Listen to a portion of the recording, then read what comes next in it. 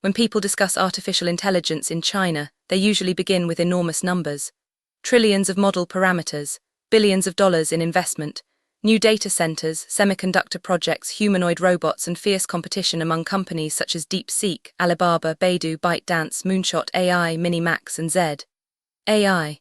But an age is not defined only by its machines. It is defined by what ordinary people begin doing differently. By the end of 2025, China had approximately 602 million users of generative AI, an increase of more than 140% in a single year. That means AI was no longer limited to engineers in Shenzhen or research laboratories in Beijing. It had reached classrooms, farms, restaurants, hospitals, family homes, trading offices, and lonely apartments. An 11-year-old boy in Shanghai was using it to compose music. A 79-year-old retired teacher was speaking to an AI companion because her children lived far away.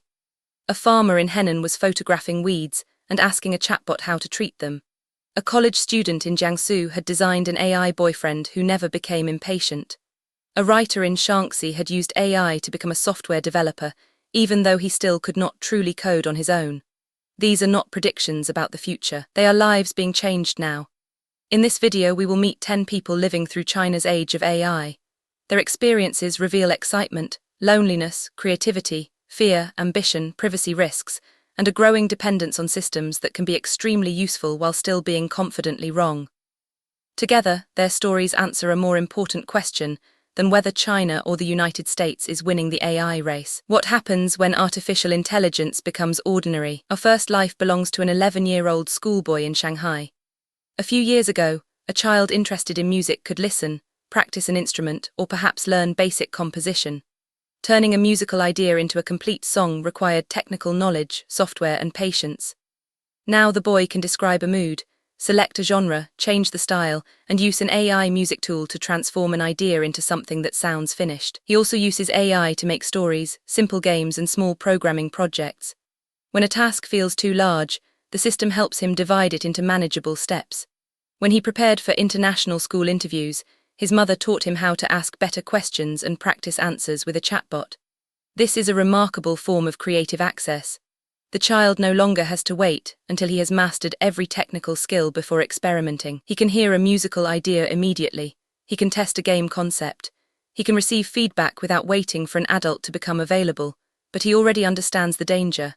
AI answers quickly, but it does not understand why a question matters to him. It can sound certain when it is wrong, and if help is always available, he worries that he may stop asking his own questions. This child represents the central educational dilemma of the AI generation. Does AI allow students to create earlier, or does it let them skip the difficult learning that makes creation meaningful? The answer depends on how the tool is used. If AI replaces curiosity, the student becomes dependent. If it supports curiosity, the student can explore far beyond the limits of a traditional lesson. The skill of the future may not be memorizing every answer. It may be knowing when an answer deserves doubt. Our second life belongs to a 79-year-old retired teacher in Shanghai. She has lived alone for more than a decade, while her children live far away. Her phone can play news and audiobooks, but those voices do not respond. They deliver information without creating the feeling of company. An AI companion robot changes that. It speaks with her throughout the day, discusses the news, and can communicate in the Shanghai dialect. It learns elements of her speech and preferences.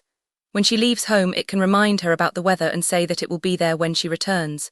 These sentences are generated. The robot does not wait in the human sense. It does not feel concern when rain begins, but the warmth she experiences is real. This distinction matters because China is aging rapidly.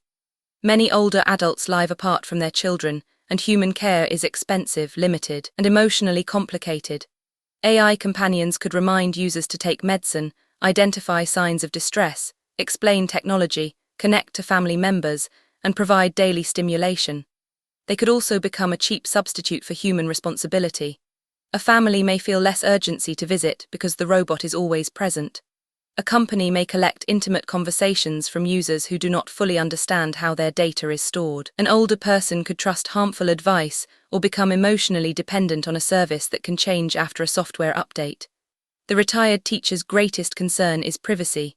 Her greatest fear if the robot disappeared is loneliness.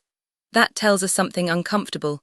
Sometimes the risk of AI is competing with a problem that already hurts more. The third life takes us to Henan province, where a 36-year-old farmer uses AI in ways that are practical and immediate. When he previously found an unfamiliar weed, identification could take days. He might ask neighbors, suppliers, or an agricultural technician. A mistake could damage crops, waste money, or lead to the wrong chemical treatment. Today, he can photograph the plant, upload the image, explain the conditions, and receive a possible identification within seconds.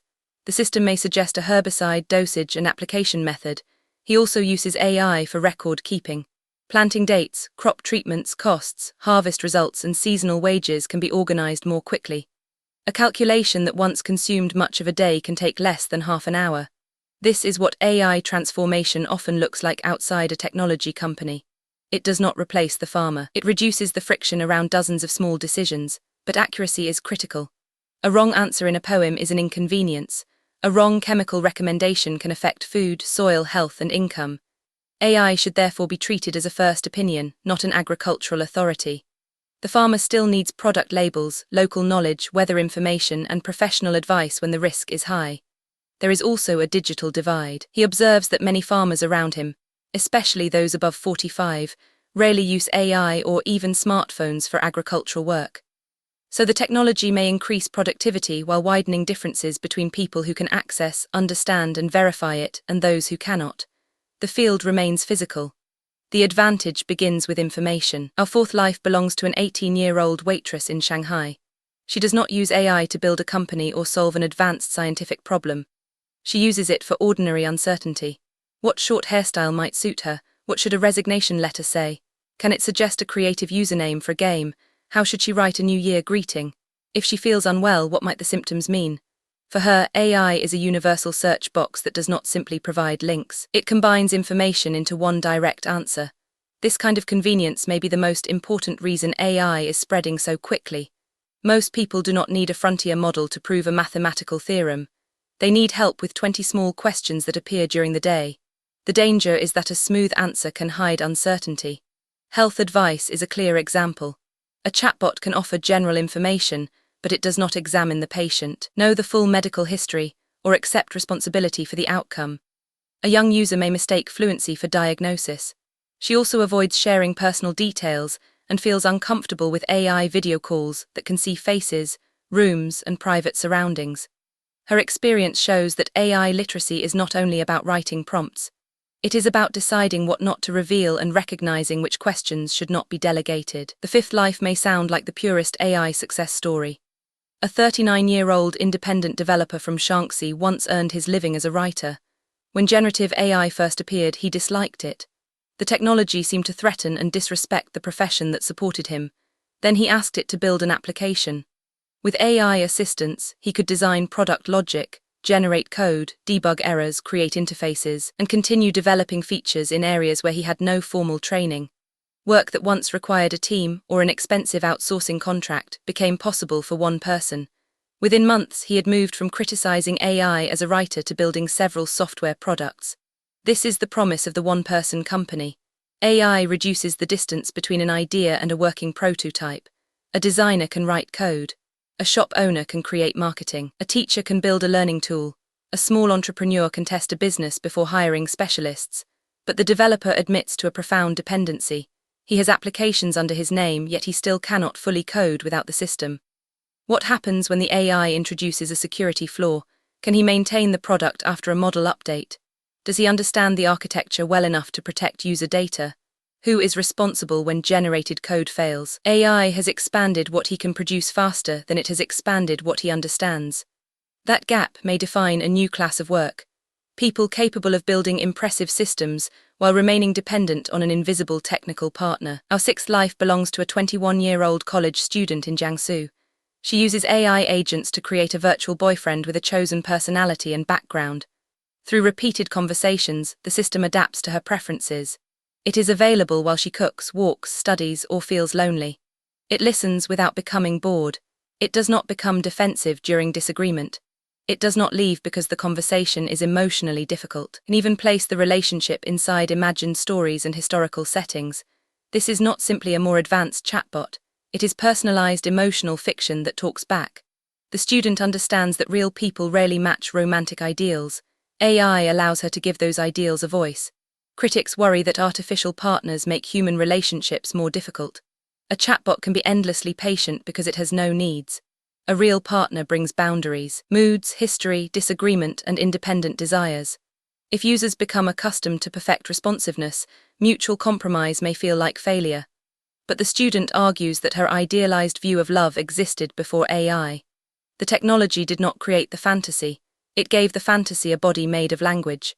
She says losing the companion would make her sad but would not destroy her life. Yet regulation of anthropomorphic AI has made the relationship feel temporary, almost as if she must prepare for a future goodbye. This raises questions that technology law has barely begun to answer. Can a company ethically delete a personality to which a user has formed an attachment? Does preserving the system protect the user, or deepen dependency? What responsibility does a machine have when it is designed to simulate care? The seventh life belongs to a 40-year-old homemaker and influencer in Beijing. She describes AI as a kind of cyber mom, the place she turns when everyday life produces a confusing question. When she accidentally cooked a packet of oxygen absorber with a packaged grain mixture, she asked AI whether the food remained safe. She also uses it for questions about medicine, alcohol, cooking, and household decisions that might otherwise require several searches or an uncomfortable conversation. AI gives immediate reassurance, but reassurance is not always safety. For possible poisoning or dangerous drug interactions, the best response may be contacting a medical professional or poison control service, not continuing a chatbot conversation. Her deeper concern, however, is cultural. She notices patterns in AI writing, balanced sentences, predictable contrasts, and polished structures repeated so often that they begin to feel mechanical. She worries that if people consume and produce this language constantly, AI may shape not only how they write, but how they organize thought. This is a subtle form of influence. The model does not command users to think in one style. It makes one style extremely easy. In response, she has returned to paper books and sometimes avoids algorithmic travel recommendations. She wants to walk, become lost, and ask local people. Her life reminds us that efficiency always removes something: time, difficulty, uncertainty, and sometimes discovery. The eighth life belongs to a 40-year-old semiconductor trader in Shanghai. His industry produces an overwhelming amount of information: technical documents, company announcements, market reports, supply chain news, price movements, and geopolitical changes. AI can collect, organize, translate, and summarize material in minutes. An individual professional can perform analysis that once required a team or weeks of work. This sounds like a decisive advantage, and it is, but the value depends on expertise. The trader knows that AI can hallucinate. It may invent a fact, confuse specifications, misread a source, or present old information as current. In semiconductor markets, a small factual error can lead to a large financial mistake. An inexperienced person may trust the answer because it sounds technical. An expert recognizes which details require verification. This leads to a paradox. AI can help beginners perform advanced work, but advanced knowledge is what allows users to identify when the AI has failed. The tool appears to democratize expertise while increasing the value of genuine expertise. For the trader, AI is an amplifier. Good judgment becomes faster. Bad judgment can become faster too. Our ninth life belongs to a 59-year-old doctor in Shanghai. AI helps him examine medical images, interpret reports, connect symptoms with possible conditions, and identify risks that a human might overlook. It also assists with legal and regulatory research as his private hospital expands into overseas markets. If the technology disappeared, he says the effect would feel like losing several important employees at once. Yet he strongly rejects the idea that AI can replace clinical foundations. A skilled doctor knows how to challenge the system. Instead of asking only whether one diagnosis is correct, the doctor asks what evidence contradicts it, what alternative conditions are possible, and what could go wrong with the proposed treatment. Medical knowledge does not become less important when AI becomes more capable. It becomes the safety system around the AI. This has serious consequences for training. If young doctors rely on AI before developing independent reasoning, they may produce correct answers without understanding the path. When the system makes a subtle error, they will lack the internal model needed to detect it. The doctor's life illustrates the best version of human-AI cooperation. The machine searches widely. The professional judges carefully. The human remains responsible. The final life belongs to a 26-year-old photographer from Shandong. During major online shopping festivals, Chinese platforms create complicated combinations of discounts, coupons, store promotions, trade-ins, and minimum spending requirements.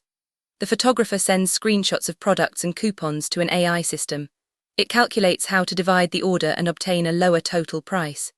During one large purchase, this process reportedly saved him more than 400 yuan and reduced days of manual comparison to a few minutes.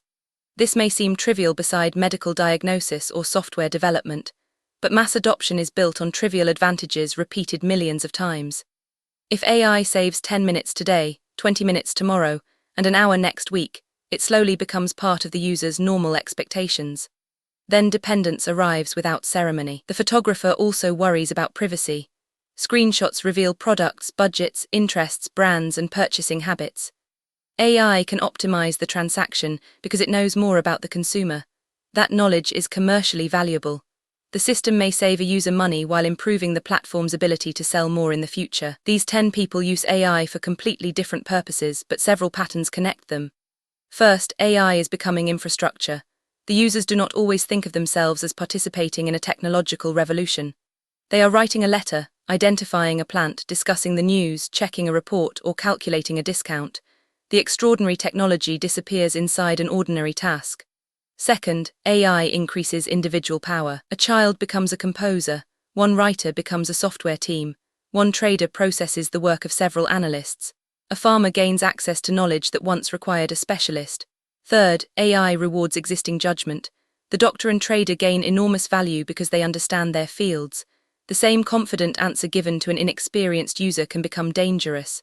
Access to AI is spreading faster than the ability to verify AI. Fourth, convenience creates dependency. Almost every person says life without AI would remain possible.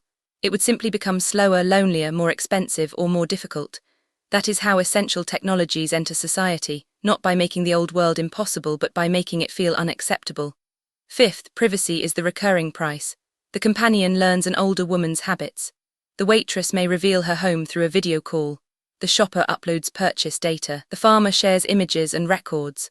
The hospital processes sensitive information. Personalization improves because the system receives more of the person. And finally, AI does not affect everyone equally. The independent developer sees a second professional life. The rural farmer sees a useful tool that many neighbors do not use. The child has a mother who can teach effective prompting. The older woman gains companionship because a robot is available to her. AI can lower barriers, but access, education, devices, income, language, age, and location still shape who benefits. China's age of AI is often presented as a competition among laboratories and nations. But for hundreds of millions of people, it is becoming something more intimate. It is the answer that arrives at midnight. The voice inside an empty apartment, the photograph of a weed, the first version of an application, the boyfriend who never becomes tired, the second opinion beside a doctor. The few hundred yuan saved during a shopping festival, these uses are small enough to seem harmless and powerful enough to change habits. The 10 lives show neither an AI paradise nor an AI disaster. They show a society negotiating with a new form of intelligence before anyone fully understands the agreement. People receive speed, creativity, companionship, and expanded ability. In return, they offer data, trust, attention, and part of the work once performed by memory, patience, or other human beings. The most important question is therefore not whether AI can think like us. It is whether constant access to AI will change what we practice, what we value, what we reveal, and what we expect from one another. The child still needs curiosity. The farmer still needs experience. The developer still needs responsibility. The student still needs human relationships. The doctor still needs judgment. And the retired teacher still needs people who visit. AI may amplify a life. It should not become an excuse to abandon the human foundations that make that life meaningful. If you enjoyed this video, subscribe for more stories about technology and the people living through China's transformation. And tell me in the comments, which of these 10 lives feels closest to the way AI is changing your own? Thanks for watching, and I'll see you in the next video.